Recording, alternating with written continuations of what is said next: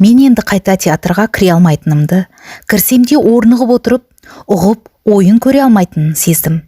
Театрдан шықтым да, ішім толып бара жатқандай боп, жатақханаға қарай жүгірдім. Өкпем күйгенде барып бірақ тоқтадым. Ненің қуанышы, құлап жүгіргенімді өзім де білмеймін. Жоқ, ол қуаныш емес еді. Бағанадан бері денесіне снарядтың жарықтығы қалған жаралы адамдай күйде болатынмын. Енді сол жарықшақ қозғалып жанымды шығарып бара жатқандай. Апырау, неге ертіп әкелдім осы екеуін сөлпеңдетіп деп бір өкіндім.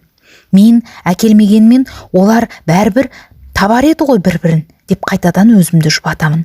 Меңтайдың өтінішін орындап, қыздар мұнда жоқ екен деп неге өтірік айта салмадым оларға? Өмірімде бір рет өтірік айтсам, аузым қисайып кетпейтін еді ғой деп және қиналдым. Қой, өлсем де өтірік айтпаспын деп ол ойымды тағы қарсы болдым. Мені мұншама ойға қалдырып, жанымды қинаған жарықшақ қызғаныш пен өкініш еді. Мен Меңтайды уәделескен жігітінен қызғандым. Мен оған берген уәдеден бұзба дегенмен бір өкінсем, енді екеуін қолдарынан жеті кетігендей боп, біріне бірін тапсырғаныма және өкіндім. Өкініш пен қызғаныш өксік болып тамағыма кептеліп еді. Ол күні осылай болды. Сол 3 күн бойына сізді ойыма алумен болдым, деді Меңтай күрсініп, қайтадан сөзін жалғап. Тұмажанды тасырлап, одыраңдап театрға жетіп келгеніңнен ақ ішім жаратпап еді. Оны сол ұнатпаған болды. Меңтай бұлығып, қыстығып сөйледі. Әлденеге ішқұса болған адамның қалпымен ішіндегі ешкімге жария етілмеген жасырын деген сырын ақтарды. Ол мені ерік алдыма қоймай, көшеде жүргенімізде Майрадан бөліп оңаша үйге алып кетті, деді Меңтай орамал мен көз жасын тағы бір сүртіп алып. Майра анау жуас жігітпен құтылып кетіп, шарқ ұрып мені іздепті. Бір қаланың ішінен бір адамды табу, бір мая шөпшінен жоғалған инені іздеумен пара-пар ғой, таба алмас па? 3 күннен кейін ана пәледен құтылып, үйге келсем, менен айырылдым деп жылап-сықтап Майра жатыр екен. Келгенімді көріп жаны қалмай қуанды ол байғұс. Келгенімді қайтейін, кеше ғана қыз боп аттап жүрген табалдырығымнан енді басқа боп аттанған сон. Жұрттың бәрі маған Тұмажанның не істегенін біліп отырған сияқты болды. Маған бәрінен де сол батты. Бөлмедегі қыздардың бетіне қарай алмаймын. Тұмажан ойыма түскенде сосымен қалай бірге жаттым деп өз денемнен өзім жиіркендім. Тұмажанның дегеніне көніп, оны ұнатпай тұра осалдық жасағаныма өкіндім. Ішім удай ашыды. Оған неге көнгенімді, жетегіне неге ергенімді өзім де білмеймін, сенсеңіз. Содан соң сізді есіме алып, және жылай бергенім егіліп. Осы бір жылдың ішінде сізге сондай бауыр басып кеткенімді сол 3 күнде бірақ білдім. Сыртқы сездірмесем де, маған сіздің адалдығыңыз, әділдігіңіз, ақ көңілдігіңіз ұнайтын, жаныңыздың жұмсақ, жүрегіңіздің мейірбандығын жаратушы едім. Көпшіл көңіліңіз, адамға деген қамқорлығыңыз жанымды тебірентіп тұратын. Ата-анадан сүйген қыздың сүйікті достан айырылып қалған күйін үшін қасіретіңіз, олар жайында адал көңілмен бәрімізге айтып ақтаратын мұнда әңгімелеріңіз жүрегімді елжіретуші еді. Сіздің маған деген оттай ыстық махаббатыңыз ертіп есімді алатын. Бірақ бұрын біреумен уәделесіп қойғаннан кейін сізге сырымды бермей, ұқпаған, елемеген, естімеген боп жүретінмін. Еріп, елжіреп тұрсам да шегедей қатты, шегедей берік боп көрінуге тырысатын. Меңтай аузынан бұл сөздерді естігенде мен өне бойым қалтырап не болғанымды білмей кеттім. Қатты тістеніп, қайта-қайта басымды шайқа бердім. Оны мен білмедім бе, Меңтай-ау, дедім. Онымен қоса жыларман болған дауысым дірілдеп. Өзің уәде бар, сол кісіге сөзімді беріп қойдым деген соң, оның үстіне ағайымның өсиеті еді дедің ғой. Ой ағай-ай, сіз қызық екенсіз ғой. Қай қыз жігітке айтқаның бола қойсын дейді. Көңілі бар қыздың болмайды дегені болады дегені екенін білмейтін бедіңіз. Сонда сіз анау Тұмажанға ұқсап, бауырыңызға қысып босатпай қойсаңыз, онда сіздік едім ғой. Ендеше әлі де кеш емес қой, дедім, сөзім үзік-үзік шығып.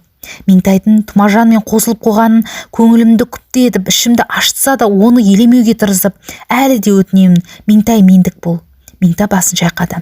Кіммен қарайсан, сонымен ағар деген мақал бар қазақта, деді ол.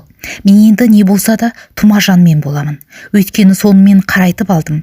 Уыздай ақ күнімде, қасыңызда, еркіңізде, құзырыңызда едім. Үндемей жүріп, ішпен ғана сізді тіледім. Енді бәрі бітті. Маған өкпелемеңіз, ағай. Осыны айтып орамалмен бетін басып Меңтай тағы да жылады. Мен не істерімді білмей оның ақ білегін ұстап, қолымын қыса қиналып, қолының басын қайта-қайта сипай бердім. Төбедегі шамның жарығы орындықта отырған ақ жүзді, ақ мойын, ақ жүректі ару Меңтайды сол сәттегі мұңды пішінін ұлы суретшінің майлы бояуымен жасалған картинада етіп, менің жүрегіме мәңгі сақталып қалу үшін сансыз сәуле нұрымен өрнектеп салып жатқан сияқты еді. Меңтай орнынан тұруға ыңғайланып, ең соңғы сөзін айтты. Еркек өзін сүймеген қызбен жау боп жамандасып кетеді деп білуші едім. Ең жоқ дегенде ол қызға теріс айналып, өш алу үшін басқан ізін аңдып, кекеп, мұңап жүретін болар деп ойлайтынмын. Солай екенінде рас. Сіз өйтпедіңіз, қасыма келіп, хал жайымды сұрадыңыз. Мен оған лайық болмасам да, жылы көңіл көрсеттіңіз. Мен сіздің бұныңызға да шексіз ризамын. Рахмет ағай. Меңтай орнынан тұрып, кібіртіктеп басып, өз жатақханасының, бұл кезде ол Калинин көшесіндегі корпуста тұратын, есігіне қарай аяңдады. Менің қабырғам сөгіліп, іші бауырым езіліп бара жатқан сияқтанды. Әйел жанын түсіну оңай емес екен деген осы екен-ау деп ойладым. Тұмажанды жек көремін дейді. Жақсы көретін кісіге және бұрылмайды. Кіммен қарайсан сонымен ағарамын дейді. Ағарасың ба? Ағарсаң жақсы-ау деп мен басымды қайта-қайта шақадым. Көзге жақын, көңілге алыс қыз шіркінді түсіну қиын екен-ау деп қиналдым. Қозғалмасын деп біреу өзімді орындыққа қыл арқанмен таңып тастағандай боп көрінді. Меңтай есік алдына барып, кейін бұрылып, маған иіліп бас изеді де ішке кіріп кетті. Ай батып, айналам түнек тартып, қараңғыға қамалғандай боп мен қалдым. Ойлап ақыры мен университеттен кетуге бел байладым. Өзімді де, Меңтайды да қинамайын дедім. Ертеңінде университеттен сырттай оқу бөліміне ауысып, емтихан сынақтардың бәрін келесі жазда келіп тапсыруға рұқсат алдым. Содан соң газет қызметіне орналасармын деп көрші облысқа түсіп жүріп кеттім. Облыстық Алатау жұлдызы газетінің редакциясы мені жұмысқа бірден қабылдады. Газеттің аудандарға жүріп жатқан тілшісі болып, бара сала қызметке кірістім. 1947 жылы июльдің басында мен өзім тұрған облыс орталығынан пойызбен Алматыға сапар шектім. Университетке сырттан оқитындардың жазғы сессиясына қатысуға келе жаттым. Бір купеге балуан бітімді, ұзын қара мұртты қартаң қазақпен қатар жайғасқан едім. Біз отырғаннан кейін пойыз ілгері қозғалып, қала кейін сырғып артта қалды. Көршім терезеге үңіліп, мен кітапқа бас қойдым. Сөйтіп уақыт өткізуге кірістік. Жолда нар станциясынан біздің купеге жүзі таныстау сияқты бір жігіт келіп кірді. Мен быршиып секіре бастаған, бұл адамды қайдан көрдім деп ойланып отырғанда ол мені тани кетті. Ой, сен солдат емессің бе деді жаңағы жігіт. Бірақ қайдағы солдат? Қой, бұл тартпа деп. Бейтаныс бірден сен деп сөйлеп, бейне бір менімен бірге өсіп, өмір бойы біте қайнасып келе жатқандай. Сен Казгуде оқисың ғой, өткен күзде көріп едің ғой, 7 ноябрьдің қарсаңында, жатақхана жанында. Мен жүрегім зырқ ете түсті. Апырау, осы сол болмасын дедім, ішімнен абайлап қарап. Ұмыттың ба? Сен мені театрға ертіп апарып Меңтаймен жолықтырғаның қайда? Анық сол болды. Я, аман есенбісіз деп қолымды ұсындым. Сіздің атыңыз, ұмытпасан, Тұмажан Ошақбаев еді ғой. Я, оны қойшы, саған жігітім сол жолы қызметің үшін көп рахмет. Сен болмасан, мен ол жолы Меңтайды таба алмай кетер едім де, оның несі деп танауын желбіретіп, сыра шегір, өзім де білесің ғой, қыздың бойындағы ана несін, белгісін. Сол жолы сен кездеспесен, маған ол қыздың сонысы бұйырмайтын еді. Нардан Алматыға босқа далақтап барып қайтатын едім. Бірақ жолым болды. Жол болғыш келеді мұндайлардың деп ойладым мен ішімнен. Өзімде әттен қолыма түссе деп алақаныма түкіріп барып едім, түсті ақыра. Өй, құлындай шыңғыртты ма өзінде? Ошақбаев опы жемейді. Мен не дерімді, не істерімді білмей қызарып, қысылғаннан терлеп кеттім. Ол мені әңгімемнің қызықтығына елтіп отыр деп ойлады-ау деймін, дарақланып, жаңағы сөзін сол тұрпайы қалпында қайтадан жалғастырды. Ал үшінші күні қыздың сүзектен тұрғандай боп, екі көзі шүңірейіп қалды. Кешке қарай көшеден такси ұстап әкелдім де, ішіндегі бар нәрін сорып алып, сыртындағы қабығын лақтырып жүрген лимондай етіп, қызды жатақхана жанына жеткізіп тастадым. Ол сең соққан балықтай теңселіп, салы суға кетіп есікке қарай жылжыды. Ал мен бір рота жинемісті жалғыз өзім жайпарғандай көңілім өсіп, нарға қарай тарттым да кеттім, құйғытып, Ошақбаев опық жемейді. Ошақбаев опық жемейді деген мұның сөзінің мәтел екен. Әр сөйлемнің соңында осы бір дарақы жаттанды сөзді екілене қайталау ол өзінің әдетіне айналдырып алыпты. Мен бұл парықсыз не айтарымды білмедім. Сіз қыздың ағасымен дос болмап едіңіз дедім. Бар аузыма түскені сөз осы болып. Болса несі бар? Онда не тұр деді Тұмажан екі танау едіріңдеп. Қыздың не үшін жаратылатынын білмейсің бе өзің? Білмесең мен айтайын. Қыз қызық үшін, ләззат үшін жаратылған. Осылай деп өз-өзінен тамсанып тісін ақситты. Бұл тұста ол маған кісі емес, тісі сақылдап тұрған қасқыр сияқты болып көрінді. Қыз деген сөздің өзі қызды көріп, бүйрегін бүлкілдесін, бүйірін қыссын, оны көрсең лап қой, бас салда умажда деген мағынаны береді. Ал мен бас салдым да өмірдің өзіме тиісті қызығын көрдім. Кеше немістермен біз не үшін соғыстық, осындай қызық көрмесек, мен саған айтайын бар ғой, дүние ек келмейді, сондықтан тірі күніңде тәтті қыздардың шырынын сорып қалу керек. Мына мен құсап, ол жыртқыштың тұяғы іспетті мұқыл саусағы мен өз кеудесін бір түртіп. Содан соң қысық көзін одан сайын сығырайта түсіп сөзін аяқтады. Жалғыз қыз ғана емес, өмірдегі тәттінің бәрінен өз үлесіңді үзіп жұлып, жылмалап алып қалуың керек. Міне мұны білетін Ошақбаев ешқашан опық жемейді. Философиясын азғынмын дедім ішімнен, қаным қыз-қыз қайнап. Одан соң оның арсыздығын бетіне баспақ боп тағы да бір сұрақ қойдым. Қыз ағасының сізге айтқан өсиеті бар емес пе еді? Тірі қалсаң менің қарындасыма қосыл, қорған бол деп тілек етпеп еді? Сонда сіздің мұныңыз қалай болғаны? Тоқтай тұр, оны сен қайдан білесің? Тегі сенің сол қызбен бірдеңең бар шығар, түрің жаман деп Тұмажан бетіме тесірейді. Көзі жыланның көзіндей өткір екен, кірпігі қақпайды. Содан соң бейне бір менің кінәмді кешіргендей боп мардымси сөйледі. Жарайды, болса бола берсін деп қолын бір сілтеді де сұрағыма жауап берді. Бірақ өлгеннің өсиеті тірі орындалмайды деген бар емес пе? Сен оны білесің бе? Мен өзім өмірде осы қағадан мықтап ұстайтын кісімін. Сен кісімісің? Кісі бейнесіндегі қорқау емеспісің? Дегім келді осы жерде. Бірақ ол сөзін аяқтасын деп үндемедім. Өлген адам өлді, топырағы торқа болсын. Ол өз-өзінен ыржалақтап, кеңкілдей күліп қойды. Өлген адамның жамбасы жайлы жерде жатыр, ал тірі менің де ол тағы кеудесін түртті. Жаныма жайлы өмір кешуім керек. Ендеше көп желке бір студент қыз оқу бітіреді екен деп, алтын өмірімді өксітіп отырмақпын ба тосып? Оқуды таста, маған қатын бол дедім ол қызға. Көнбеді, көнбесе өз обалы өзіне оның. Ошақбаев опақ жемейді. Осы сәтте әлдебір ерлігі есіме түскендей Тұмажан тыймылжықтап, ернін жымырайтып жымиып алды. Тілін шашатын жыланның тіліндей жалтақтап қойды. Өзімде құмын деді. Содан соң маңғазданған боп. Оқ тиіп құлағаннан кейін қыздың ағасы өлетінін біліп, қарындасын маған тапсырды. Тірі қайтсаң, көз қырынды салып, қамқорлық жаса, менің орныма аға бол деді. Оның қарындасының суретін талай рет көргенмін, сұлу екенін білетінмін. Бір жаман ой келді де, осы айтқаның рас болса қарындасыңа деген бұл өсиетіңді қағазға жазып кет деп, қойын дәптерімді алдына тоса қойдым. Ол сорлының ойыны шын екен. Өлетін адам өтірік айта ма? Бейшара қолы қалтырап сөз құрастырып жаза алмады. Соң блокнот шапшаң қайта алдым да ақ бетін сүйектетіп жөнілді. Анау өліп кетпей тұрып тез қолын қойдырып алдым.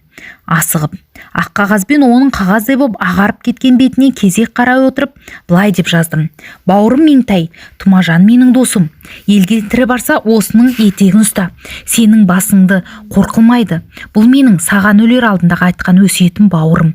Орында қалқам, ағаң Ербосынов. Осылай деп оған сүймілдеп отырып қолын қойдырдым. Не жаздым деп сұрауға да шамасы келген жоқ. Тез қолын қойдырып алғаным жақсы болды, өйткені жүні содан кейін бірден әлсіреп, сәл сұлық жатты да біраздан соң өне бойы қақалып, ол дүниеге кетті. Аяғында жақсы ботинкасы бар еді, алдымен соны шешіп, амоткасымен орап киіп алдым. Қалтасындағы заттарын, қойындағы қыздың суреті мен әдірісін алдым. Сүйегін сүйретіп, бір шұңқырға апарып тастай салдым. Ошақбаев опық жемейді. Тым болмаса мынау сасық мәтелді осы жерде айтпасаң етті деп ойладым мен. Одан соң бетінде жаппадыңыз ба дедім оған шошына қарап. Оның қажетіне топырақ өзде бүркеп алады деп Тұмажан шімірікпестен. Асыз ол кісінің басына зират орнаттым деп келіпсіз ғой дедім мен. Меңтайды маған бұл адамның ағасына жасаған жақсылығын соншама сүйсіне айтқанын есіме түсіп. Сен оны да біледі екенсің ғой деп Тұмажан жылан көз маған тағы да шаншыла қалады. Содан соң көзін тез тайдырып әкетті де өзіне өзі риза болғандай қарқылдап күлді. Қыздар ертегіні жақсы көреді, ендеше сен оны біліп қой. Оның үстіне менің ол қыздың басын айналдырып алдымен уәдесін алуым керек болды емес пе? Қыз бен командирдің алдында лыпылдап тұрмасам болмайды. Сонда олар сенің сыртыңды ішің деп қабылдайды, өзіңді өзің деп түсінеді. Бірақ тәжірибелі командир сенің ар жақ бер жағыңды бірден аңғарады. Ал тәжірибесіз қыздар жігіт неғұрлым жылпылдай берсе, соғұрлым соған қарай жығыла береді. Мен де сөйттім. Ошақбаев опық жемейді. Мен ернімді тістеп басымды шайқадым.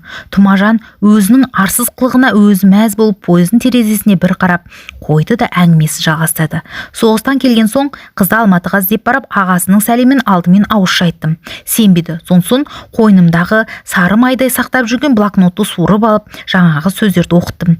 Дәптерімнің сол бетіне бір қызыл бояуды жағып қойған едім. Мынау ағаңыздың жарасынан тамған қаны дедім қызға. Осыдан кейін қыз байғұс оқ түйген жапалақтай болып жалп ете түсті. Өзің жапалақ, сұлым дедім мен ішімнен. Оқ түйген үйректей деуге тілің келмей ме? Сен сұмның. Пеште де меңтайды жапалаққа теңеуін бұл жалмауыздың.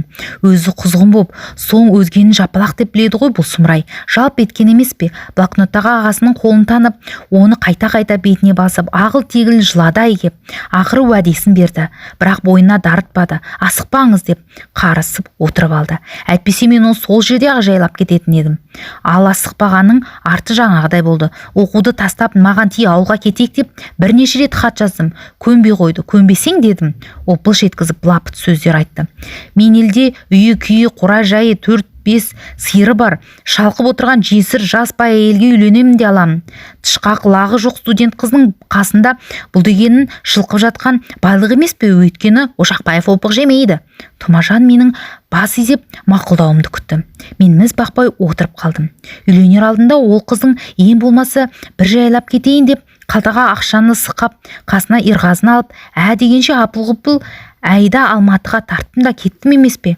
Жаңа айттым ғой, онда сенің көмегімен ойлағанымды орындап, 2 жылдан соң оқу бітірсен, содан соң бір жола аламын деп қызды алдап, абыройын жусадай ағызып қатын қып кеттім де, келе сала жаңаға әйелге үйлендім. Енді маған бұл әйелім де бір, Алматыда қызбын деп жүрген меңтайың да бір. Қыз атандыратын белгісі бойынша келгеннен кейін әйелдің айырмасы болмайтын шығар. Жоқ, бекер айтасың дедім мен іштей сығырданым қайнап.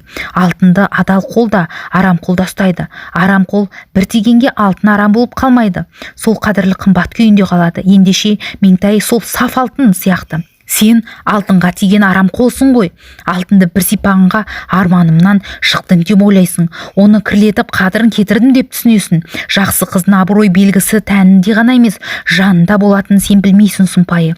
Меңтай бойындағы асыл белгі оның ақылдылығы, адалдығы, арлығы, жанның жібектей жұмсақтығы. Меңтай бойындағы бұл белгіні сен ешқашан жоя алмайсың, ақымақ. Болатты тот баспайды, алтынды кір жұқтыртпайды. Меңтай суы таза мөлдір бұлақ іспеттес, ал сен итсің. Иттің тұмсығы бір тигенге бұлақ арам болып қалмайды.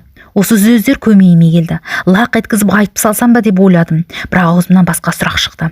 Сіздің мұныңызды, үйленіп қойғаныңызды Меңтай біле ме деп қыстығып.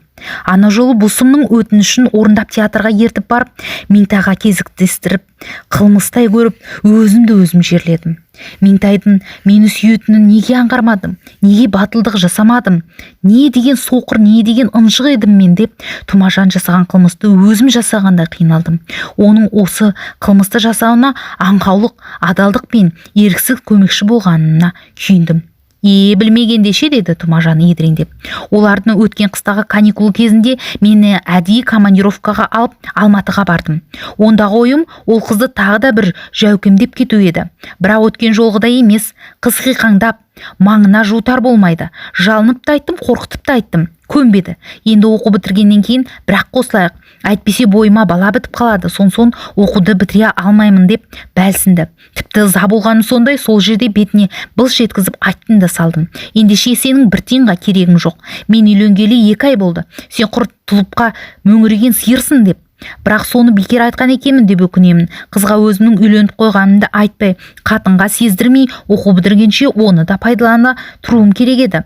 Бұның бәйбіше бірі тоқал. Шыдамсыздық жасадым, өйтпесе тағы болмады, жігіттік намысымды жібермеді. Білсін бәлем, онсыз да күн көре алатынымды деп айттым да салдым. Қайдан шықса одан шықсын дедім. Ошақбаев опақ жемейді ешқашан. Намысының түрін шошқаның дедім ішімнен ыза кернеп. Оның бетіне былш еткізіп, түкіріп те жібергім келді. Немесе шарт еткізіп, жағынан шапалақпен тартып жіберсең екен деп ойладым. Өйтпесе бұл ит менімен төбелесе кетеді де, мені қазір милиция бір түсіретін бір төбеден қоса пойыздың алып қалып тергеу тексеруге салады. Сөйтіп уақытым босқа кетеді. Жазғы сессияға кешігіп қаламын деп өзімен өзім амалсыз тежеу салдым. Айналадағы қасыңыздағы еріп келген жігіт қайда дедім Тұмажанға теріс қарап отырып. Ерғазы ма? Ол бір ашық ауыз ғой. Алматыда қолына ұстатқан мынандай қыздың аузы аңқиып айырылып қалған, одан не сұрайсың? Жүр ауылда әлі күнге дейін әйел ала алмай. Осы кезде пойыздың жүрісі баяулап, Біртөбе станциясына жақындап қалдық. Тұмажан шеті жемтір әскери сумкасын қолына алып орнынан тұрды. Не қызмет істейсіз? деп сұрадым мен одан, орнын қоса түрегеліп. Осы мына Біртөбе ауданында жинақ кассасының бастығымын деді. Ол қолымен оң жақты нұсқап. Ақшаның көп жерінде екенсің ғой. Эхе, көп жерде. Осыдан кейін ол мен құлағым сыбырлады. Мемлекет деген қайнап жатқан қара қазан ғой. Ебін тапсан, ол қазаннан қалқып ішіп, қылқып жей беруіңе болады. Нарда бір көртөбелі үйім, осында бір шифр шатырлы үйім бар. Құдайға шүкір, жаман тұрмаймын. Ошақбаев опық жемейді деді. Осыны айтып болып, ол қисаңдай аяндап есікке қарай жөнеле берді. Есікке жете бере артынан қайта бұрылып маған қарады. Сен Алматыға бара жатсам, бұрынғы байың сәлем айтты деп Меңтайға, деді ол кеңкелей күліп, томпиған қозы қарнын үсті-үстіне сипалап. Мен қабағымды шыттым. Соны аңғарды ма, ол сөзін дереу басқа арнаға бұрды. Айтпақшы, сенің көңілің болса, ол қызды нетуіңе болады, деді ол бұғақтап қалған мұқыл иегі мен пойыздың алдында жағын нұсқап. Ол неше қыз, бірақ енді маған оның керегі жоқ. Ошақбаев опық жемейді. Осы сөздермен ол мені бақытты еттім деп ойлаған болу керек. Есікке қарай қайта бұрылып талтаңдай жөнелді. Әй, тоқта, дедім мен. Осы кезде өзімді өзім ұстай алмай. Өне бойым қалш-қалш етіп. Оның қасына қалай жетіп барғанымды да білмеймін. Бара сала бала күнгі әдіспен шықшыттың астын ала бір пәрменіммен періп кеп жібердім. Тұмажанның басы сарт етіп вагонның қабырғасына соғылды да қолтығындағы сумкасы сусып жерге түсіп кетті. Ол көзі бақырайып қайта түзеле берген кезде ектің ұшына баспен және бір сүзіп кеп қалдым. Ошақбаев үн шығара алмастан жалп етіп барып еденге құлады. Осы кезде ұр айналайын деп бағанадан бері біздің сөзімізді үнсіз тыңдап отырған еңгезердей мұртты қазақ орнынан атып тұрды. Қызды қорлаушының сазайын осылай беру керек, ұр айналайын. Ата-бабамыз оң жақтағы қызды өзі түгіл отауына шаң жуытпаған, қыз абыройын қызғыштай қорыған, қыз балаға қасқыр боп тиген еркекке еш қасиет болмайды. Бұл жігіт емес, жылмаңдаған ұры ит қой шырағым, аям мұндай сүмелекті. Онсыз да қаным қарайып, Тұмажанды түсіп жердей күйге келген едім. Оның үстіне мына сөз жаныма және қамшы болды ма, әлде көрші қазақтың өзімді қостағанына арқаландым ба, білмеймін. Орнынан тұрып келе жатқан Тұмажанды ал кеп тепкілеймін. Проводник әйел жүгіріп келіп арашалағанда ғана әрең тоқтадым. Менің долданып алған түрімнен қорқып ма, әлде қасымдағы таудай қазақтың қияпатынан сескенді ме? Әйтеуір Тұмажан ләм деп аузын ашқан жоқ. Бар болған, әй, сен де осындай ме едің деп таңданғандай жыпылықтап бетіме қарай берді. Содан соң жандағы жатқан сумкасын алып, орнынан сүйретіле көтеріліп есікке қарай зытты. Арсыз, дедім мен оған артынан айқайлап. Тұмажан менің сөзімді естімеді ме, естісе де елемеді ме? Жаман сумкасын бауырына қысып, семіз денесін алға итіндіріп вагонға түскелі жатты. Терезеден оның домалақтап жерге түскенін көргенде үйге кіріп кеткен сұр жыланның сыртқа шыққанына көзім жеткендей деп орнынан келіп отыра кеттім. Бұндай сұмға жұдырық ете ме? Бұғана қатқан білекті журналист болып өмірдегі осындай сұмдардың қылмыстарын ашып өздерін фельтонның өткір найзасы мен аяусыз түйрер ме едім деп кіжіндім ішімнен. Ол күні вагонда түні бойы жаман түстер көріп ұйықтай алмай шықтым. Тұмажанмен төбелесіп милиция қолына түскен екенмін дедім. Мені тергеп отырған милиционер біресе Тұмажан болып, Ошақбаев опық жемейді деп сақ-сақ күледі келіп. Содан соң ол әлде қайдан Меңтайды шашынан сүйреп алып келіп, қол аяғын байланып қалған менің көз алдыма іштей тепкілеп сабай бастайды. Жаны қысылған Меңтай мені көмекке шақырып, құлындағы дауысын құраққа шығарып, ағай деп шыңғырып мені шақырады. Мен жан терге түсіп, не тұра алмай, не қолымды босата алмай қиналамын. Өстіп қысылып жатқанында менің қасымдағы көршім Алматыға қазақша күреске қатысу үшін келе жатқан балуан қазақ түртіп оятып жіберді. Жаман түс көрдің, білем шырағым, деді. Осыдан кейін ұйқы болған жоқ. Меңтай байғұстай ап, қазір қандай күйде екен деп жаным отқа ұстаған майдай шыжғырылды. Оның маған ең соңғы айтқаны кіммен қарайсан сонымен ағар деген мақалы бар емес пе? Мен енді осы кісімен қарайдым, осы кісімен ағаруым керек деген сөз еді. Мен онда Меңтай Тұмажанға қосылады деп кәміл сенгенмін. Сенгендіктен де басқа ештеңеге қарай алмастан облысқа кеткенмін. Анда-санда Жомартбекпен хат алатындамын. Бірақ ол бұл жайды білмейді. Арлы қыз жан қиналысын ешкімге айтар ма сірә? Айтпаған ғой деп ойладым ішімнен. Қаладан Меңтайды табалар ма екенмін? Әлде ол каникулға еліне кетіп қалды ма? Тапсам, енді ол менің тілегімді қабылдар ма екен? Әлде тағы да басқа біреумен серт байласып қойды ма? Міне, осы ойлармен мен шілденің ыстығында 2-ші Алматы вокзалына келіп жеттім. Облыстан шығарда курстас қыздар қарсалар деп Жомартбек атынан телеграмма берген едім. Пойыз тоқтағаннан кейін вагон терезесіне қарағанда маған келіп тұрған ешкімді байқамадым. Бәрі де жазғы каникулға тарап кеткен болар деп чемоданымды алып вагонның аузына келдім. Есіктен шыға бергенімде аяғына жұқпай сумаңдап плащының етегі түлеген жыланның үстінен түскен қабықтай сусылдап вагонның жанына Зайкүл келіп жетті. «Сәлем», деді ол ақ қолғапты қолын жоғары көтеріп. Екі көшенің қиылысына машиналарға жол сілтеп тұрған ақ қолғапта милиционер де қалшиып: «Сәлеметпісің Зайкүл, аман есенбісің?» «Есен бол», деді ол қолын созып жақындай берді. «Қайда жоқ боп кеттің сен? Сағындырдың ғой әбден». Екеуміз қол алыстық. Құшақтассақ та болатын еді. Зайкүл оған тіпті де қарсы емес екен. Бірақ мен бірден чемоданымды көтеріп жүруге ыңғайландым. «Жомартбекке телеграмма берген екенсің», деді Зайкүл, аяғы көстеңдеп, менімен қатар аяңдап. «Ол кеше ауылына қайтып кетті. Басқа қыздар да кетіп қалған. Жатақханада қазан түп болып, жалғыз қалған мен ғана болған соң өзім қарсы алдым сені. Сені бәріміз сондай сағындық, Ербол». «Рахмет, Зайкүл. Сен бізден бекер кетіп қалдың. Рас, Меңтайға қолым жетпеді деп өкпелеп кеттің. Бірақ бізде басқа да қыздар бар емес пе? Өзіңе бұйырмайтын өзге қыздан не пайда, Зайкүл? Мен ақ бұйыратын едім ғой». Зайкүл айналайын деп бір күн жалынсам болып жатар еді. Ал сен Меңтай деп жүрдің өзге көзді ілмей. Тегі жігіттерде ақыл жоқ осы. Өйткені олардың бәрі өз шамасына қарамай жақсы қызға қарай жүгіреді. Жақсы қыз жете ме? Қарағым, бәріңе бірдей. Сөйтіп, көп жігіттер біз сияқты өзіне лайықтыдан құр қалып, артынан өкінеді. Біз аялдамаға келіп жатақханаға баратын 2-ші трамвайға отырдық. Жігіттер ауылда қыздарға үйленіп алып, артынан оқу оқып келемін деп тастап кетіп жатыр, адастырып деп. Зайкүл трамвайға мінгеннен кейін: «Сен де сөйтпедің бе?» Орындықта отырған Зайкүлдің қасында түрегеп тұрған мен басымды шайқадым. «Онда қазір Меңтайдың да басы бос. Ол анау Тұмажан зәліммен жанасып қойды десең, мен бармын». «Сен жанаспаған шығарсың», дедім мен күліп. «Құдай ақына, сен өзің сенсеңші маған, кешке паркке барасың ба?» «Жоқ, сенемін», дедім де тағы күлдім. «Саған сенбегенде кімге сенемін?» Бұдан әрі сұрамауға шыдамым жетпеді. «Меңтай қайда, Зайкүл?» дедім біраз бөгеліп барып. «Меңтайды қайтесің? Анасым алдап кетті. Содан соң тағы бір жігіт соңына түсіп жүріп, терезеден тас лақтырып, басын жарды көктемде. Биыл ауылыма бармаймын деген. Осыдан 2 күн бұрын Майраға ілесіп, бүрегендегі соның үйіне кетті-ау деймін. Жазда сонда болуы тиіс. Әлгі тас лақтырған сүмелегі соңынан қуып барып, шырқын бұзбаса тағы. Айтпақшы, ол сүмелек тағы біреуді ұрып, милицияға түсіпті деген ақыры. Ол кім? Сен білесің бе оны, Ербол? Әлгі Сейітқали деген сүмелек бар емес пе еді? Ақын мен деп кеудесін қағып жүретін. Бір газетке Қызыл бұзау деген өлеңді басылып, қыздар тегі соны Қызыл бұзау деп атап кетіп еді ғой. Ол өзі барып тұрған жағымпаз болатын. Әр лекциядан кейін оқытушыны тоқтатып алып: «Сіздің бүгінгі лекцияңыз ғажап болды, ағай. Тура миға құйып бердіңіз. Бұл лекцияны Әуеновтың лекциялары да асар бола алмайтын шығар» деп ішеді, беті бүлк етпестен. Енді есіңе түсті ме? Міне сол. Меңтайдың басын жарғаннан кейін университеттен қуып жіберген оны. Меңтайды не көрады ол? «Менімен жүрмейсің, айтқаныма көнбейсің» деп ұрды да. «Мен саған ғашықпын» деп көкиді. Ал Меңтай оның иттің етінен жек көреді. Сол Қызыл бұзау еліне кетпей осында жүр деген мөңіреп. «Мен Меңтайды қайтсем де аламын. Меңтайды алмасам, анам қатыным болсын» деп көрінеді оттап.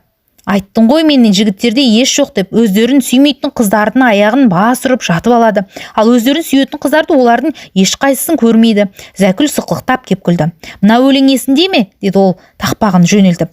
Өртенушем көрген сайын сенің нұрлы жүзіңе, сүюге де едім дайын, басып кеткен ізіңді. Бір сен үшін суға батып, отқа түсіп күйуге әзір едім, аңдып жатып аяғынан сүюге. Ал мен қымбаттым, андып жатқан аяғымнан сүймей-ақ, жігіттер саусағымнан сүйіп отырса да разы болар едім деп Зайкүл көзін құйқылжытып, басын қиқайтты. Біз Никольс базарының қасына келіп, трамвайдан түстік. Меңтайдың басы қатты жарылды ма, зақым келген жоқ па? Дедім мен жатақханаға қарай бет алып бара жатып. Аллай, немене жаның ашып бара жатыр? Ол бәрібір сенің қызың емес қой қазір. Әңгіме онда емес, Зәкүл, жолдастың жайын сұрап білуіме болмай ма менің? Я, жолдас деп жаны шығып бара жатқан шығар сенің. Зәкүлдің мінезі қызық болатын. Алдында қылжақтап тұрса да, соңынан түзу жауабын бере салатын. Бұл жолы да сөйтті. Қазір жарасы жазылып кетті. Шашының арасынан пышақтап, қырындай ғана ақтақ қалған. Бірақ білінбейді онысы. Сүйегі аман. Ал түстіме жүрегінің орнына. Зәкүл екеуміз жатақхана алдынан қоштастық. Ал кешке паркке келесің бе Ербол? Рахмет, Зәкүл, дедім мен. Қарсы алғанына, айтқан әңгімелеріңе бәріңе рахмет. Бірақ мен бүгін ешқайда тырып ете алмайтын шығармын. Қазір университетке баруым керек. Ертең имтихан. Қош, сен имтиханды көзіңді жұмып отырып тапсырасың ғой, бұрында жақсы оқитынсың. Ал мен кеттім онда. Айтпақшы, мен ертең Қарағандыға жүремін. Сондағы туыстарыма барып қайтамын. Кешеден бері жатақхана емес, апайдың үйінде жатырмын. Осылай деп ол маған қолын берді. Сен жаңағы мен айтқандарымның бәрін шын екен деп қалып жүрме. Жігіттер жайындағы сөзімді айтамын. Оның бәрі жай қалжың үшін. Сен қайтер екен деп айтып жатырмын. Оны түсінемін ғой, Зайкүл. Ал жолың болсын. Жазғы сессия біткен күннің ертеңінде мен Меңтайды іздеп Бүргенге бардым. Сессияның арасында барып қайтсам ба деп талай рет оқталдым да, бірақ шыдадым. Бүргенге келіп автобустан түскен соң, алғашқы кездескен біреудің Абаеваның үйі қайсы деп сұрадым. Маған ауылдың орта тұсындағы көк терезені тоқал үйді нұсқады. Қос қыз үйде оңаша отыр екен. Олар мені қуана қарсы алды. Әсіресе Майра жылап көріскендей болды. Я, есенбісіз ағай деп кеудеме маңдайын төседі. Осы кезде оның көзінен жас та шығып кетті. Оған мен де босаңсып, көзім жыпылықтай жөнелді. Тек Меңтай ғана сыр бермеуге тырысып, ерінін тістеп, бір қызарып, бір бозарып, қолының ұшын ғана берді де үнсіз қалды. Амандасқаннан кейін қыздар мені есік алдындағы көлеңкелі жай беседкаға алып барды. Онда дөңгелек үстел жанында саулы көрпе бар екен. Майра үкідей ұшып, үйден 2 жастық әкеп жаныма қойды. Я, ағай, жастыққа жантайы отырып демалыңыз деді. Жайғасып отырғаннан кейін мен қыздардың бетіне қарадым. Майра бұрынғысынан сәл тола түскенге ұқсайды. Меңтай жүзі шүберектей боп, қатты жүдеп қалыпты. Ал халдерің қалай қыздар, дедім мен. Я, не халды сұрайсыз, деді Майра тез және ықыласпен жауап беріп. Сіз кеткеннен кейін талай сұмдықтар бастан кешірдік қой Меңтай екеуміз. Осылай деп ол Меңтайға қарады. Содан соң сөзін ара қарай жалғастырмай үнсіз отырып қалды. Мен бәрін де естідім, бәрін де білемін, дедім. Қыздар ол сұмдық жайды естеріне алып тағы да қиналмасын деп. Зайкүл айтты, Тумажанды да көрдім. Я, Зайкүл байғұс бәрін де айтып үлгерген екен ғой, деді Майра күліп. Меңтай басынан өткен бар ауыртпашылықты өз құлағымен естіп келгендіктен бе, мен өзімді оның алдында кінәлідей танып, кібіртіктей берген едім. Осы тартқан азабына мені жазғырып жазалайтындай көрінгендей. Бірақ Меңтай өйтпеді, жылап сықтап, мұңды айтпады. Мұндай өкінішке ұшыраймын деп ойламап едім деп, бар өкінішін арызын бір-ақ ауыз сөзбен түйіп, үндемей отырып қалды. Содан соң барып сәл ғана иегін көтерді. Жігіттің де жігіті, майдангердің де майдангері бар екен ғой. Я, ол рас. Ал ағай, өз жайында айта отырыңыз, деді Майра. Мен қос қызға жақсы әңгіме айтып жандарын жатыратсам деп ойладым. Бірақ ондайда аузыңа тілеген әңгімен келіп түсе ме? Мен алдымен облыстық газетте тілші боп қызмет ететінімді, ел аралағанымды айттым. Көп мақалалар жаздым, дедім. Я, бізден кеткеннен кейін басыңыздан кешкеннің бәрін де айта беріңіз, деді Майра. Айтайын, дедім мен аузыма қыздады. Күлдіретін ешбір қызық әңгіме түспей сасқалақтап. Тек көргеніңізді ғана айтыңыз, ағай, естігеніңізді емес, деді Майра сұс саусағын шошайта күліп, профессор Әуеновтың баяғыда оқыған алдар көсе жайлы лекциясын еске түсіріп. Мен де күліп басымды изедім. Осы кезде Меңтай сұрақ қойды. Сәлиманы көрдіңіз бе, деп баяуынмен. Көрдім. Я, соны айтыңыз, деді Майра. Айтайын. Көлеңкесін сүйретіп, ашық күнде ұзақ жортқан салт атты жолаушыға ұқсап, біздің тілші деген ағайындар да кезбе келеді деп бастадым мен әңгімемді. Я бәсе, ағайдың әңгімесі осылай боп келсе керек еді деп Майра күлміңдеп қуанып қалды. Меңтай да ықыластана жымиып қойды. Олар күлгенге мен мәз болып әр сөзімді одан сайын бейнелеп, безерлеп айтуға тырыстым. Ел кезіп, аудан аралап жүрген күндердің бірінде жолым түсіп өзіміздің Ақбота ауылына соқтым. Жұмабай жездем соғыстан аман есен қайтқан болатын. Кешке келіп сонда түсіп, апайымды жиендерімді қуантып, аунап-қунап жаттым да, ертеңінде Бүркітбайға сәлем берейін деп колхоз кеңсесіне бардым. Ассалаумағалейкум дедім председатель кабинетінің табалдырығынан аттай бере. Төрде күжиіп Бүркітбай отыр екен. Мен бала күнімнен білетін кешегі ширақ, кірпі шаш, ұзын бойлы көз тұздай, көк сары жігіт бұл күнде үйілмендей сары шал болыпты. Иегі ілгері, ұмсынып, шошқаның кірпігі сияқты қою ақ кірпік торлаған, тұзы азайғандай, түссіз көк көздері өзін жұтқалы келе жатқан жыланнан қорқан тышқандай боп бүрсиіп, бұғып қалған. Қарсы алдымнан жұдырықтай әйелге тікенектей қадалып тесірейе қалыпты. Бүркітбай маған мойында бұрмастан ормандағы сары аюдай табанындай балпиған күректей етшенді алақанын жас баланың қос жұдырығындай қызыл мұрнына қонған шыбынды қаққандай бір сілтеп қойды. Әй, сәлеміңді ғой шәрі деді. Бүркітбай бұрынғысынша жай сөйледі екен. Әр сөзін ақпанда құтырып адам тарпыған бураның тізесіндей тегеурін мен нығарлап, нығыздай айтатыны болыпты. Оның оң жақ жағында соғыста үлкен командирлерге ғана ұстайтын қалыңдығы қылыштың қырындай сары әмірқан былғардан жасалған иыққа асынатын ұзын баулы әскери сумка жатыр. Шабуылға шыққанда кей командирлер оған граната, немістердің олжа пистолет, ауыр парабеллум салып алатын.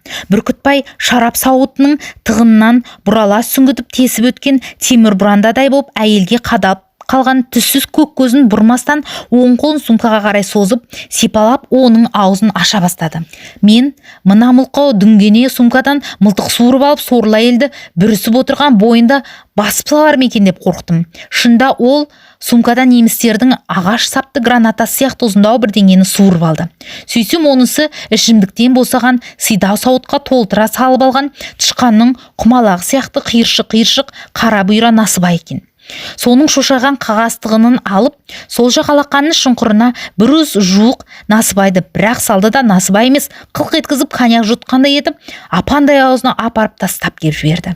Тілінің ұшы мен екі ұртын кезек-кезек бұлтитып, тығырыққа қасқыр қуып тыққандай құмарлықпен аузындағы насыбайды салпы етіп, ерін мен сары тістің арасына жинады да рахаттандықтан екеуін үнсіз ырылдаған сары төбеттің езуіндей жыбырлап қоя берді. Сонан соң сабалық сары шашты аю басын әрең қозғап солға қарай бұрды да кәрі қойдың тісіндей мүжіліп түп жағы қарайып кеткен үш жағы сап-сары сирек тістерінің арасынан сыздықтата шырт еткізіп түкіріп алды. Бүркітбай түкірмек боп басын бұрған кезде бұрандаға ілініп суырылып бара жатқан тығындай әйел бағыс орнынан көтеріле берді де Бүркітбай бері қарай қайта бұрылған әйелде сылқ етіп орнына отырды.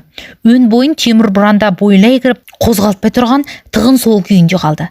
Бүркітбайдың түкірігі сол жақтағы үлкенді бүлкітіп бірдеңе жазып отырған есепшінің оң жақ бетіне шылп ете түсті. Есепші ыржың етіп басын бір көтерді де бетін алақанымен сипай салды. Содан соң қағазына қайта бұқиып, жағына Бүркітбайдың түкірігі емес нақ бір құдайдың жылы жаңбырды тигендей масайыңқырап, мыңқ етпесең отыра берді. Есепші жігіт біздің ауылдың Тұрсын деген баласы болатын. Тұрсын төбегінен құдай ұрсын, деді мен оның ішінен. Оның бетіндегі Бүркітбайдың насыбай аралас түкірігінің айыз ізін көре тұрып. Бүркітбай рахаттана түкіріп тастап, қатты бауырсақ шайнағандай аузын қайта малжаңдап, тышқанның боғындай түйіртпек насыбайдың әлдебір әл алғандай боп, алдындағы әйелге одан сайын тесірейе қарады. Сендер немене соғысты бітті де енді Бүркітбайдың сөзінің бұты бір тиін деп ойлайсыңдар ма? Жоқ, соғыс бітсе соғыстан білінген дүниені қалпына келтіру бар ма? Бұл да соғыстан кем емес. Ендеше Бүркітбайдың бұрынғы бұйрық. Оның бұрынғыдай ақ деген алғыс, қара деген қарғыс. Біліп қойыңдар мұны. Ертеңнен бастап өзің шөпке жұмысқа барасың, ал балаң тракторға шығады. Бала тәуір болып қалды, барсын деді әйел тамағы кеберсіп. 3-4 сөзден бөліп әрең айтып. Алмаған 2-3 күн аял бер, бөке қатты ауырып жүрмін. Әйел бойындағы бар қасіретті жүзіне жинап Бүркітбайға жалына қарады. Ауырып жүрмін деп кекетті Бүркітбай оны. Ауырсаң жұмыс басында өл, білдің бе, үйде жатпа, Кеудеңде жаның болса, ертең сені шөп басынан көретін болайын, білдің бе? Ал өйтпесең, онда менен жақсылық күтпе, білдің бе? Әйел амалсыз көнгендей боп басын изеді. Содан соң үнсіз орнынан тұрып есікке қарай беттеді. Әй қатын, тоқта, деді Бүркітбай әйелге жеке ақырып. Неге үндемей барасың? Шығасың ба, өзің жұмысқа, жоқ па? Өмір бойы осы колхоздың жұмысымен көзіміз шығып келеді ғой, Бөке. Ауырған соң амалсыздан бір күн қалып едім. Жарайды, өлсем сол шөбінің басында өлейін, деді әйел. Ауданға барып дәрігерге қаралып келемін бе деп едім, жібермедің ғой, қайтейін. Бұл әйелдің кім екенін ол тоқтап кейін бұрылғанда бірақ білдім. Ері мен үлкен ұлы соғыста өлген Қанша апа екен. Соғыста өлген үлкен ұлы менімен түйдей құрдас еді. Қолындағы кенжесі бір соғысқа кеткенде кішкентай бала болатын. Сол есейіп әжетке жарап Қаршадайынан жұмыс деп шешесіне сүйеніш боп жүр екен естігенін. Сәлеметсіз бе, Қаншапай, дедім әйел председательге ақырғы жауабын беріп болғаннан кейін. Қаншапай да мені енді таныды. Аманбысың айналайын, Ербол екенсің ғой деп жақындап кеп бетімнен сүйді. Қашан келдің? Оқуың бітті ме? Қалқам, кеше келдім, оқып жүрмін әлі. Нарша байғыз қуанып, ақ түйенің қарны жарылып жатыр десеңші онда. Жарайды қалқам, үйлеріңе барып жолғармын кейін, деді Қаншап қайтадан есікке қарай беттеп. Әй қатын, деді Бүркітбай әйелді тақ тоқтатып. Қаншапайдың әкесі азан шақырып қойған атты Бүркітбай үшін мүлде өшкен сияқты қайта-қайта қатын деп атайды. Дәрігер сенің не теңін, жұмысқа бара бер. Ер балаң ертең тракторға жанармай тасуға шықпаса, онда ауданнан милиция шақыртып айдатып жіберемін ұлыңды, білдің бе? Бүркітбайдың бар құқайына 4 жылдан бері шарасыз көніп келе жатқан жесір әйел бір ауыз қарсы сөз айтпастан тағы да бас изеп есіктен шығып кетті. Бұрынғы бригадирімнің мынандай боп кеткенде мен таң қалдым. Алғашында оның сәлемімді алғанмағанына ренжіп қалып едім. Артынан әлгі сорлы әйелдің сонша жәбірлегенін көргенде оған зығырданып қайнады. Өзімді өзім әрең ұстап, оған қайтадан сәлем бердім. Ау, сен қайдан жүрсің, деді ол сәлемімді алған болып. Мен жөнімді айтып, тілшілік куәлігімді көрсеттім. Тілші деген қалада отырмайтын ба еді, деді ол мені мысқылдап. Жұрт қалаға жете алмай жүрсе, сен Алматыдан облысқа келіп, облыстан ауылға шапқылап жүргенің қызық екен. Сары иттің басын сары табаққа салса шошып түседі деген осы-ау, деп ол өзінен өзі рахаттанып кеңкілдеп кеп күлді. Сары ит сенсің деген келді оған. Шашың да, қасың да, шарық табақтай бетің де сары, сен өңкеген сары юсың, бірақ әдеп сақтап жас үлкен кісімен тайталаспадың, жөн жауап бердім. Қала қайда қашар дейсіз, дедім де қойдым. Бүркітбай тағы кеңкілдеді. Өзі жақсы кісіге бір кісілік орын бар дегені қайда? Жалпақ жұрт сыйып жатқан қалаға сенің бір басыңның сыймағаны қиын екен, шырағым. Жарайды, қалаға сыймасаң да дала кең, өзің біл. Бұл қақпас неге менен ауылдық сыған тұр деп ойладым ішімнен. Оның себебін артынан білдім. Ал менде не шаруаң бар, тілші болсаң, деді Бүркітбай. Арт жағынан оны біреу ауыздықпен шаужайлап отырғандай екі езуін кезек қайшалақтап. Бірінші шаруам сізге сәлем беру еді. Оның әрең орындадым. Берген сәлемді алмайтын боп кетіпсіз. Екінші айтарым, колхозшы әйелмен жаңағыдай сөйлесуіңіз дұрыс емес. Сіз ол кісінің өзімнің меншікті күңім деп ойлайсыз ба? Жоқ, олай емес. Ол кісі осы колхоздың қожаларының бірі. Оны кім айтты саған? Партия. Маған ақыл үйрететін кімсің сен өзің? Облыстық партия комитетінің тілі Алатау жұлдызы газетінің қызметкерімін. Бүркітбай булығып үндей алмай қалды. Мен бұрылдым да қоштаспастан шығып кеттім. Ертеңінде қалаға қайтпақ болып, Төкешті іздеп төменгі ауылға қарай беттеп, мектептің қасынан өтіп бара жаттым. Аға, деп торғайды шырылдаған бір бала дауысы шықты артымнан. Жалт қарасам, шасы жалбыраған бір кішкентай қыз соңымнан жүгіріп келеді. Мен тоқтап тосып алдым. Аға, сізді мұғалім тәтем, деді кішкентай қыз ентігін баса алмай. Сәлима тәтем шақырады, өзі класта отыр. Осы кезде мектептен жамырай жүгіріп басқа балалар шықты. Мен Сәлиманың осында мұғалім екенін білетінмін, бірақ барып жолықпаған болатын. Өзі шақырған соң барайын деп мектепке қарай бұрылдым. Колхоз кеңсесі мектептің дәл қасында еді. Оның сығырайған кішкене екі терезесі әлдекімді аңдығандай боп мектеп жаққа жұтына жымия қарап телміріп тұратын. Бұрынғы ушу көп, орталау мектеп соғыс кезінде жабылып, бастауыш мектепке айналған болатын. Оның тұтас бір жақ жартысын колхоз алып, астық қоймасы етіп жібергенін естіген болатын.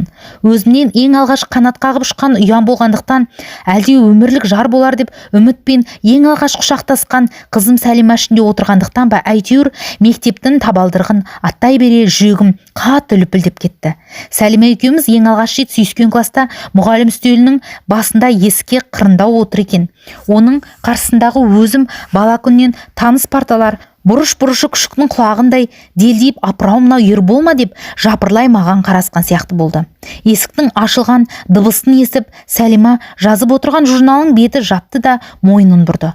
Класқа кірген адамның кім екенін білген соң орнынан ауыр көтеріліп, мен үшін өзгеше бір жат қимылмен ерекше екі жағын кезек теңселе басып бері қарай аяңдады.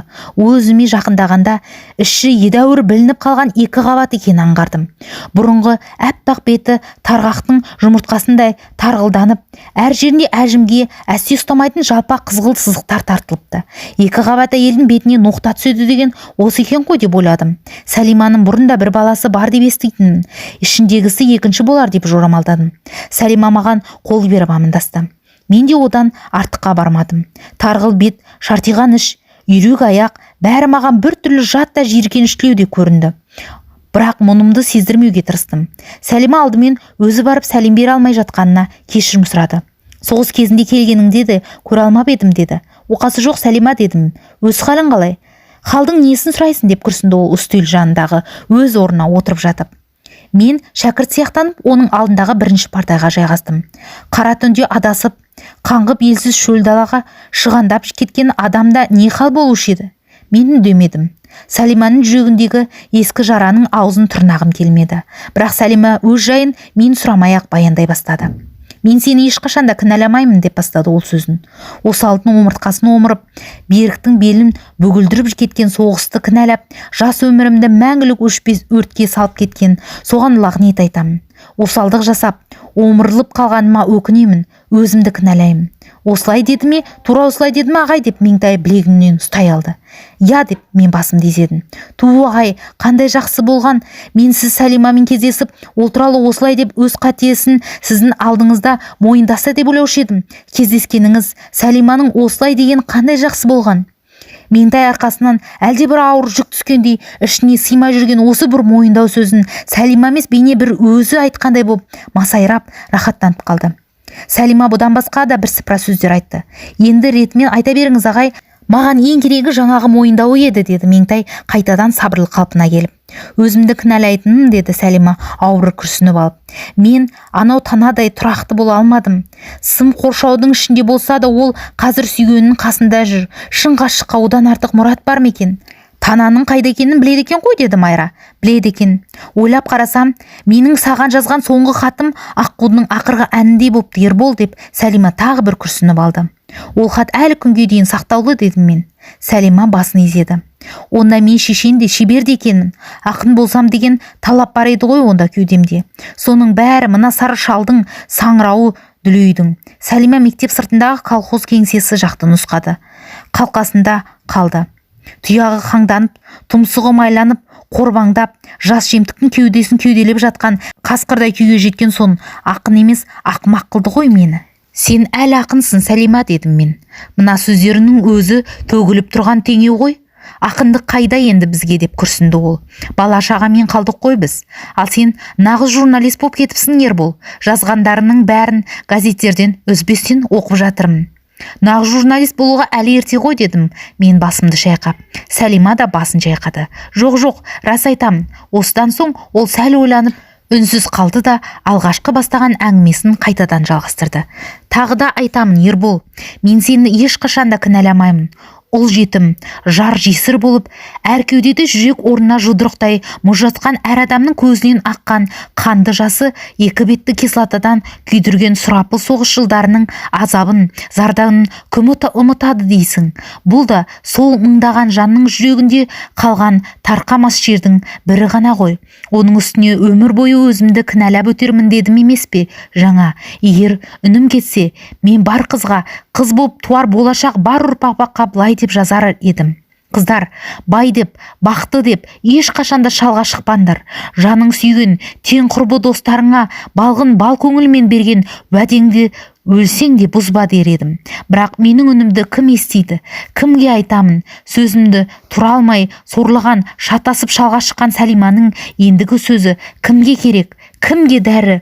Ту байғұстың жағдайы қиын екен ғой, аяп кеттім ғой деді Майра. Меңтайдың да мөлтілеп көзіне жас келген сияқтанды. Мен әңгімемді ары қарай жалғастырдым. Осы арада Сәлима өксіп жылап қоя берді. Оның жылағанын көріп отырып өзім де қиналдым. Бірақ қиналғанмен менің қолымнан келер не бар? Сәлима өксігін тоқтата алмай қайта жылай берді. Оның ендігі сөзі екі өксік арасында айтылып қалған үзік-үзік ойлар жүзінде жалғасты. Ол маған шал күйеуінің соғыстан соңғы бір жыл ішінде өзіне істеген зәбірін жеткізді. Бұл ауылда бүркітбай етегін ашпаған жас әйел, өңі бүтін орта жастағы қатын кемде-кем көрінеді дейді. Бұл қорлыққа көнгенше өлгеннің өзі хош көрген сәттерім де болды, Ербол, деді ол тағы бір өксіп алып. Алайда мезгілсіз жан шықпайды екен кеудеден. Әлі күнге дейін өлмей тірі келемін. Бірақ тек тірі жан дегенің болмаса, ендігі тіршілік шамалы боп қалды ма бұл күнде? Әйтеуір бала-шаға болған соң бой үйреніп, көндігіп кетіп бара жатырмын. Теңізге лақтырылған бір кесек тасы су түбіне қарай сыбдырсыз домалатқанға ұқсап. Сәлима көзінің жасын сүртіп, сөзін жинақтай бастады. Сені терезеден көрген соң шыдамай шақырттым, Ербол. Келгеніңе рахмет. Саған шағып, ішімдегі шерім біраз босап қалғандай болды. Осы кезде сарт етіп класс бөлмесінің есігін ашылды.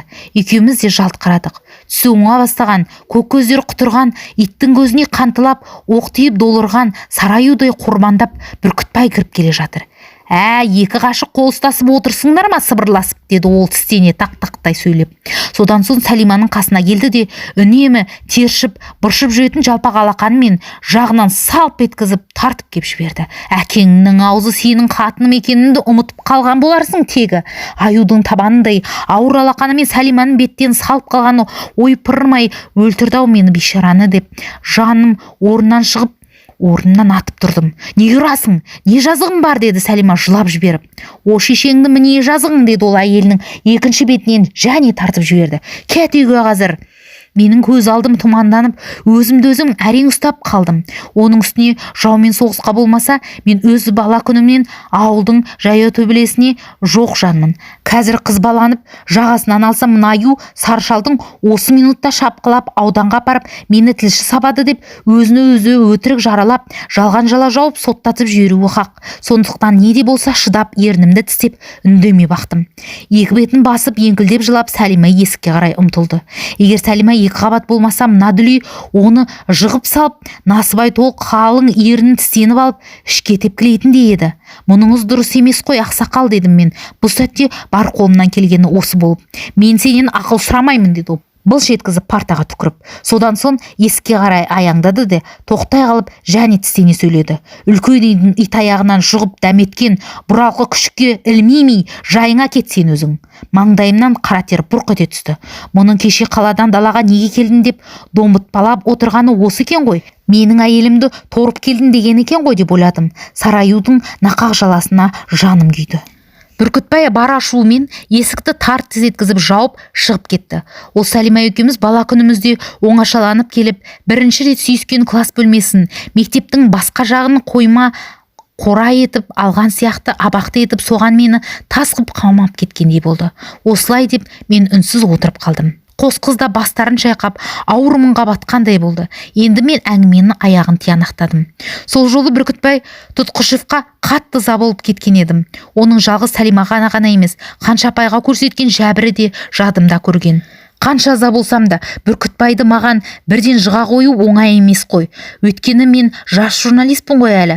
Ал Бүркітбай болса, жас аңшыға кездескен кәрі қабан іспеттес. Алыстан және жанды жерінен дәл көздеп атпаса, жаралы қабан аңғал жас аңшының өзінде жайратып кетпей ме? Осыны ойладым да, мен Бүркітбайдың Сәлимаға байланысты арсыздықтарын былай қойып, оның колхозшылармен дөкірлігін сынап, Қаншапайға көрсеткен зәбірін баяндап, газетке «Әй қатын» деген фельетон жаздым. Өйткені Сәлима туралысын айтсам, бұл менің әйелімнің бұрынғы жігіті болатын, сондықтан өштікпен жазып отыр деп бассаларда, басқалар оған иланып қалар еді деп ойладым.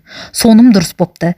Кейіннен аудандық партия комитетінде жаңағы мен жазған фельетон талқыланғанда, ол шынында да солай деп шатыпты. Кейбіреулердің Бүркітбайды қолдағанына қарамастан, бюро колхозшылары мен дөкірлігі мен колхоз шаруасын ақсатқаны үшін оған сөгіс жарияланыпты. Ері мұндай қылықтары қайталанса, орнынан алынатындығын ескертіпті. Осы осы кезде басқа бір үйден шығып сары кідір тартқан ақсары әйел қасымызға келді. Апа, бер жақында мына Ербол деген балаңмен таныс, біздің бірге оқитын жолдасымыз, деді Майра әйелге. Мен орнымнан ұшып тұрып, басымды иіп, үлкен кісіге сәлем бердім. Сәлеметсіз бе апа? Аман есенбісің шырағым, күйлі қуатты жүрмісің жаным. Содан соң әйел қызына қарады. Майра, қалқамау, талтүс болды, қонақтарыңа шай қайнатып бермейсің бе, деді. Қазір апа, қазір. Әңгімелесіп отырып қалдық, деді Майра ақталып. Меңтай екеуі тез орындарынан тұрып, беседка сыртындағы қазандыққа қарай ұмтылды. Ақ кофталы, қызыл юбкалы Меңтайдың сыртынан мен сұқтана қарап отырып қалдым. Қос қызбен қартана үшеулеп лезде шай жасап әкелді. Қарағым, әкең бар ма, деді қартана маған, Майра арқылы шай ұсынып жатып. Жоқ апа, соғыста өлді. Бақырай, деді ана ернін сылп еткізіп. Біздің Майраның да әкесі соғыстан қайтпады. Білемін апа, Майра айтқан болатын. Шешең бар шығар. Мен басымды шайқадым. Бақырай, деп Майраның шешесі тағы да ернін сылп еткізді. Сонан соң менің әке шешемнің жоқтығы ана жүрегінің әлдебір қылын қозғады ма білмеймін. Ол бұрынғысынан да мейірленіп, дастархан үстіндегі май мен бауырсақты өз қолмен молырақ етіп, менің алдыма қарай сырды. Жебіш қарағым, тойып ал. Менің апам жақсы кісі, деді Майра еркелеп шешесіне басын сүйеді. Кімнің шешесі жаман дейсің? Баласының қасында басы қарайып отырған шешенің жаманы бола ма қарағым, деді қарт ана шайын ұрттай отырып. Шайдан кейін Майра, Меңтай, мен үшеуміз әңгімеміз қайтан жалғасты. Жас баланың өз туған әке шешесінің нендей адамдар екенін, олардың мінез құлқы, қадір қасиеті қандай екенін білмейтіні сияқты, жас күнімізде бәрімізде туған халқымыздың бойындағы барлық қасиеттерді тегіс біле бермейді екенбіз. Әсіресе оның кемшілік жақтарын көрмейді екенбіз қыздар. Халық ана, халық қаһарман, халық данышпан деп жүре береміз. Онымыздың бәрі де рас. Бірақ жақсы адамның да басында кемшілігі болатындығы сияқты, сол қаһарман, данышпан халықтың да бойында бір кінәрат болады екен. Жеке адамдардың кемшілігіне халық кінәлі ме деп, екеуінің маған қарсы дау айтуларыңа да болар. Бірақ халық жеке адамдардан тұратын болғандықтан, мен олардың кемшілігін халықтың бойындағы мін деп отырмын. Сонда мен әйгілі академик Қаныш Сәтбаев, дүниенің төрт бұрышына кең танылған үлкен жазушы, ғұлама ғалым Мұхтар Әуезовтей дүлдүл композитор Мұқан Төлеубаев пен Ахмет Жұбановтай, бұлбұл әнші Күләш Байсейітова да есімдері мәңгі жазайтын ұл қыздары да дарынды данышпан қазіргі қауымның басындағы мін арызқорлық деп түйдім. Бұған өзім 6,5 айдай, яғни 190 күн тілші болып, ел аралағанда еркін көзім жеткенде болды. Өйткені мен сол 190 күннің тең жарымның артығын арыз тексерумен өткіздім. Бұл жолы редактор шақырып алып, алыс ауданнан түскен арызды қолыма ұстатты. Ербол шырағым, осы хатты жақсылап тексеріп келші, деді редактор. Олай дейтінім, мұны жазып отырған мұғалім адам. Бұл кісіден бізге бұдан да бұрын бірнеше арыз түскен болатын. Қараңғы колхозшы емес, оқыған ауыл интеллигенті болып ес беретін бұл адам неге арыз жаза береді екен? Соның себебін білші. Хатты алып редакцияның бір бос бөлмесіне барып оқи бастадым. Қарасам, дәптердің 4 бетіне жазған хаттың іші бықыр тұрған қате. Сауатын арызбен ашатын ағайындарым-ай деп ішімнен тынып, хаттың аяғына дейін қарасам, Тілеуғали Рүстемғалиев деп қол қойыпты. Аты жөні маған таныс адам сияқты болып көрінді. Соғыста дәл осындай бір қаруласым болған еді. Сол емес пе екен деп ойладым. Іздеп келсем, соның нақ өзі болып шықты. Мен оның арызына байланысты көп адамдармен әңгімелестім. Аудандық партия комитетінің секретарымен де, аутком председателімен де, прокурормен де, аудандық оқу бөлімінің меңгерушісімен де сөйлестім. Бұлардан басқа адамдардың Төлеуғалимен бірге қызмет ететін мұғалімдердің ол туралы пікірлерін де тыңдадым. Олар бір ауыздан менің ескі досымның оңбағандығын дәлелдеді. Солай екеніне өзімнің де көзім жетті. Осы кісі бір өзі ғана 2 жылдың ішінде жоғары орындарға әркімнің үстінен 32 арыз жазыпты. Соның бірде-бірі расқа шықпаған. 33-ші арызды қолыма ұстай отырып, мен ескі досымның өзімен әңгімелестім. Ол бәрін де мойындады. Расталмағаны рас деді. Ендеше расталмайтын арызды неге жазасын, Тілеке, дедім мен. Соғыстың талай сұрапыл кезеңдерін басымыздан бірге өткерген ескі дос болғанымызбен, ол менен 5-6 жас үлкен еді. Сондықтан мен оның жасының үлкендігін құрметтеп, осылай Тілеке деп атадым. Біреудің үстінен бірдеңе жазбаса отыра алмаймын, деді ескі досым шынын айтып. Біреуді жамандамасам ішкенім ас болмайды, тегі қанымда сондай бірдеңе бар ғой деймін, деді ол. Оның қанында не бар, не жоғын тексергенім жоқ, білмеймін. Өйткені мен дәрігер емеспін. Бірақ журналист те дәрігер сияқты. Ол да өзінің тексерген ісіне диагноз қояды. Операция жасайды, кемшіліктен құтылудың жөнін көрсетеді. Дәрігер операцияның адамның тәніне, журналист жанына жасайды. Теріс диагнозбен жанға жасалған операция адамды өмір бойы мүгедек етеді. Сөйтіп оны баспасөз деген сенімнен айырады. Оған өштестіреді. Бұл жалпақ жұртқа жария болады. Ал тәнге жасалған операция теріс болса, адам өледі, ештеңені білмейді, ешкімге айта алмайды. Өлген адам тіріге қорқынышты емес. Екеуінің тағы бір айырмашылығы, дәрігер адамның бойынан ауру тапқанда оған жаны ашығанын айқын аңғартпайды, ішінде сақтайды. Журналист әр адамның бойынан кемшілік көрген сайын жаны ауырады. Бұл соры мұндай кесірге қайдан тап болды екен, деп өз-өзін кінәлайды. Мен де қинала отырып, командировкадан қайтқаннан кейін Алатау жұлдызына ескі досқа хат деген үлкен мақала жаздым. Мен сендерге соның ең соңын ғана оқып берейін, қыздар. Мен арт жағымда ақ жастықтың қасында жатқан қоңыр папкаға қол создым. Онда менің Алатау журналында жарияланған барлық мақалаларымның қиындылары бар еді. Жомартбекке көрсетіп мақтанайын деп облыстан Алматыға әдейі ала келген едім. Жомартбек жоқ болғандықтан келгеннен бері беті ашылмай жатқан бұл папканың мүмкін Меңтай мен Майраға көрсетермін деп бағана осылай қарай шығарда қолтығыма қыса салғанын. Майра лып етіп маған қол жалғап жіберді. Мен аталған мақаланың ең соңғы бағанасын оқи бастадым. Досым, сен маған алғашында дипломыңның барлығын, сауатты екеніңді айттың. Сол кезде алдымда жатқан сенің арызыңның соңғы бетіне көзім түсті. Менің сонда сен былай деп жазғансың: редакциядан сұрайтыным, менің осы хатымның қате жер болса түзетіп жазып, қостын қосып өңдеп кәзит бетіне жазуды сұраймын. Тақырыбы: ескіліктің жат әдеттеріне жол беруші бастықтар деп басқа теме алуыңа болады. Тезірек теңсеруімді сұраймын. Хат жазушы мұғалим Тілеуғали Үрсемғалиев. Сөзіңді тыңдап, жазуыңды оқи отырып, сен үшін мен қызардым, досым. 40 шақты сөзден үлкен кішілі 20-дай қате шығарыпты. Жазуынан көрінген сауатсыздық сол жердегі сөзіңнен танылып тұрды сенің.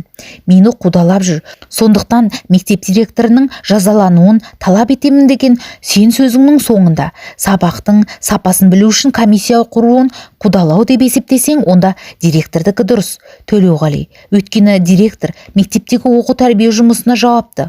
Ол бар оқушының барша пәннен сауатты болып шығуын көздейді. Ал сен шала сауаттысың. Сенен оқып ештеңе білмей шыққан баланың обалы кімге ертең? Сен осыны ойладың ба өзің? Ойласаң, олай демеген болар едің әрине. Мен ауданнан қайтқанда сен туралы дәнеңе жазбай-ақ қоярмын деп едім. Бірақ оным саған болысқандық болмайды екен, ескі дос. Сен тек өзімдікі жөн деп өзгенің сөзін өрге батырмайды екенсің. Қидетсе іріктеп ар жазуға құмар көрінесің. Бұл оқиға сенің өміріндегі бір рет өткен ағаттық болса, мен оны елемеген де болар едім. Бірақ бұл сенің сүйегіңе сіңіп бара жатқан дерт көрінеді. Сондықтан мен жүрегім сыздай отырып осы хатты жолдауға мәжбүр болдым саған. Жалақор деген жаманат, Тілеуғали. Арызшылдық абырой әпермейді.